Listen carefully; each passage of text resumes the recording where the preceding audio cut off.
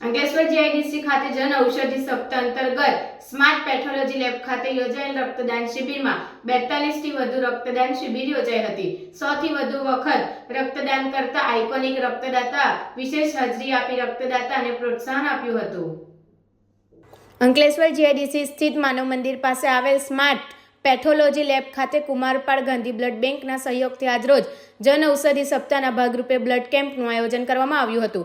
સૌથી વધુ 115 વધુ રક્તદાન કરનાર ધરમભાઈ પટેલ, ભરૂચના પત્રકાર રશ્મિકાંત કંસારા 117 વાર રક્તદાન તેમજ અને જીઆઈડીસી વિસ્તારમાંથી 48 થી વધુ લોકોએ રક્તદાન શિબિરમાં લઈને રક્તદાન કર્યું હતું. આ પ્રસંગે ડોક્ટર પશમિત શાહ, ડોક્ટર હિરેન વ્યાસ, જનઔષધિના વિજયભાઈ શાહ, જસવંતસિંહ, ભીમસિંહ સહિત સ્પર્શ પેથોલોજી લેબના સ્ટાફ, કુમારપાળ ગાંધીના સ્ટાફ દ્વારા કેમ્પને સફળ બનાવ્યો હતો.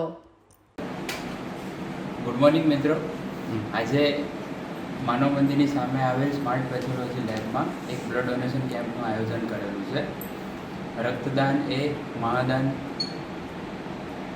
આપણા અંકલેશ્વર રિજનમાં લોહીની ઘણી જરૂર પડતી હોય છે. છેલ્લા લગભગ 30 વર્ષથી અમે અહીંયા રહીએ છીએ અને એટલું મેં જોયું છે કે કોઈની બી મોટી બીમારી થઈ હોય, કોઈને સિકલ સેલ હોય, થેલેસેમિયા હોય તો લોહીની જરૂર ઓલવેઝ પડતી હોય છે. આજે એક અમારી નાની કોશિશ છે કે બ્લડ બેંકને અમે એક નાનું કોન્ટ્રીબ્યુશન આપી શકીએ બ્લડ માટે. તમને બી ક્યારેય જીવનમાં મોકો મળે તો બિલકુલ બ્લડ ડોનેટ કરજો. ડોનેટ કરવું બહુ સારી વસ્તુ છે, આપણા શરીર માટે બી ઘણું ઉપયોગી છે. ઘણા લોકોના મનમાં એવી માન્યતાઓ હોય કે બ્લડ ડોનેટ કરીએ તો કંઈક તકલીફ થઈ જશે, પણ એકચ્યુઅલી એવું હોતું નથી. તમારા શરીર માટે આ વસ્તુ બહુ, સ્વાસ્થ્ય માટે બી બહુ સારી વસ્તુ છે. દર 3 થી 4 મહિને એકવાર અવશ્ય ડોનેટ કરો.